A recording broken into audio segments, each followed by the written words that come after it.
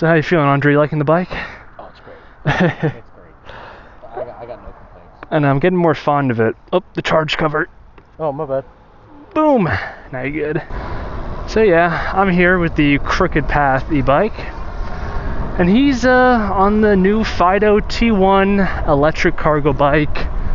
We're both running 750 watts, 48 volts. But he has a larger capacity in terms of battery. So that's why I'm a little bit out of breath. I've been trying to make up that difference in battery capacity with my legs. But today, we're just on a chore. We're going to a store kind of far away, 8.5 miles one direction. These bikes can make it the full journey round trip because they've proven themselves to be able to go over 20 miles. Oh, look at that, the confidence. Okay, I see how it is. I like it. It's more comfortable. Yeah, it looks more comfortable. So yeah, we're just doing some errands here, but the route was pretty far, pretty cool looking, so I figured, you know, grab the GoPro, bring you guys along with us, so that way you can live vicariously through us in case you don't have an e-bike yet. Speaking of e-bikes, I do have a topic I want to discuss. I'm sure you guys can see it in the title, but these are the two main issues of mid-drives, at least DIY mid-drives, so things that you build yourself, like the CYC mid-drive, which is what I have experience with, as well as the Bafang BBS HD. I'm sure a lot of this applies to pre-built mid-drive systems as well, but those tend to have a bit more engineering and thought put into them from day one, so they might not suffer from the same issues. And he is still doing that. Yeah, we good. Oh great, highway-ish, and all uphill. I'm about to be out of breath in a second. Yeah, straight. What am I going straight for? 1.1 miles. Okay, but these two issues I discovered them through having a mid-drive motor.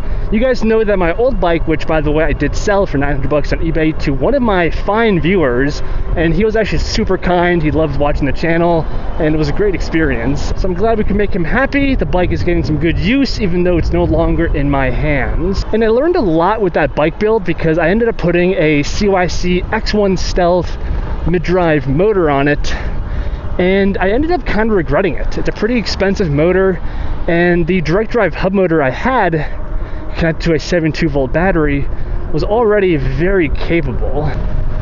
But the first issue has to do with the freewheel in the back, or the cassette, whatever it is that you're rocking. So take a good look at a motorcycle rear sprocket. You're gonna see that it's bolted to the wheel, kind of like the disc brake of a bike, how it's bolted together. Okay, so now in comparison to the motorcycle setup, look at the back of a bicycle. They have a freewheel, so you can see how this mechanism allows the cogs to spin in one direction and not the other, but it's not an airtight seal, right? It's not bolted on, there's a little bit of play, and here's a clip demonstrating what I mean.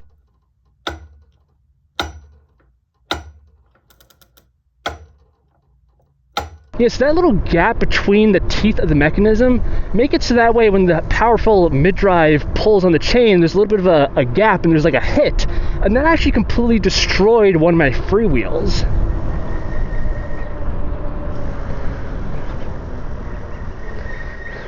Okay, we arrived at the destination. Andre! Yeah, this is the only spot to lock up. This is US 22. I usually go down that way on 22, a couple miles, but we came west today. So quick pause, I'm gonna go in, get my goods, and I'll be right back and give you guys the second point in this video. Do you want to come in or do you want to watch the bikes? So whatever you want me to do, bro. Whatever's easier. I can watch the bikes again. Come on in. Okay, we're heading back. Andre, how's your battery doing? I'm missing one bar, so I'm not sure how to quantify that in a unit of measurement other than... Yeah, I know, right? It's not really useful. That's why it needs voltage. I'm sitting at 50.7, so just over, it's like, what, 60% battery? So I can easily make it home. It was 8.5 miles to get here.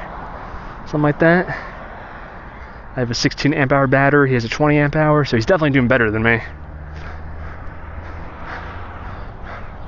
We got a steep hill here. Just gonna destroy the battery. Yeah, this is my microphone. Don't judge me. I gotta get it, whatever. It's not a safety hazard. Okay, so, well, I left off talking about the first point of how the freewheel is kind of a weak link, and how ideally you don't want to have any of that play, right? You want the sprocket to be bolted on, much like how it is on a motorcycle, so that way it's a direct link. I mean, that's why hub motors feel so good and responsive, because the axle is bolted to the bike, so there's no play at all, and that's what you ideally want with a mid-drive as well, but it's just hard to do that on a bicycle frame. Okay, going right here. Yeah, I've got a bit of a highway-ish thing up ahead. Not a true highway, but a busier road than I would like to be on with bicycles.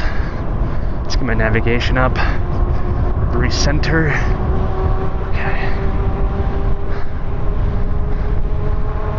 Okay, now my second point, this is to do with the shared drivetrain between you, measly human, and a machine. Yeah, it's that next left.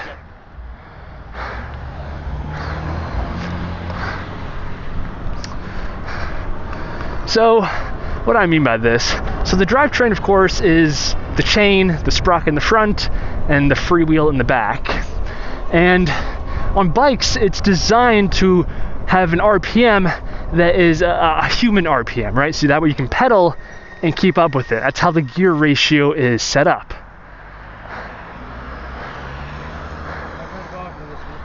Yeah, let's go. When it comes to a motor, of course, that could spin significantly faster than your legs. So the gear ratio has to be different in order to optimize the power and performance of a motor versus human legs. And the issue here with mid-drives is that you and the motor share the same gear ratio. So when you want to pedal along with the motor, which is something I was excited to do with my CYC mid-drive, because that has a torque-based pedal assist sensor, so it's supposed to be very responsive and good, and I was pretty excited to try that out. But the issue I had with the CYC is that to be in the proper power band for the motor, so that way I had a good torque and all, the gear ratio was way too easy for me to be pedaling. My legs would just be spinning insanely fast, because that is where the motor had its ideal gear ratio, and it was way different than my ideal gear ratio. And that's a second issue that I personally discovered through my experience of mid-drive motors. Now keep in mind, I had the CYC mid-drive motor, which is from China. It's not really that reputable of a brand, so maybe these issues are contained to that specific motor, but I kind of doubt it based off of the explanation I just gave you guys. Okay, we got that roundabout again. My wallet is like falling out of my pocket, and if it does, I'm never gonna find it. So, okay, I think we're good. I should really put it in my backpack, but now is not the time. Yep, that's right. You're good. And then we gotta go left. This left. Up another super steep hill. I'm gonna pedal, help out a little bit here. Now the only reason why I can pedal on this bike is because it's a hub motor, so two completely different drive systems, right? The gears to the hub motor are internal in the back wheel, and my gears, of course, are right here at my feet. That's the only reason why I'm able to pedal and keep up with it right now. Two separate systems. But yeah, let me know in the comments below. I'm sure a lot of you guys have mid-drive motors. They're very popular.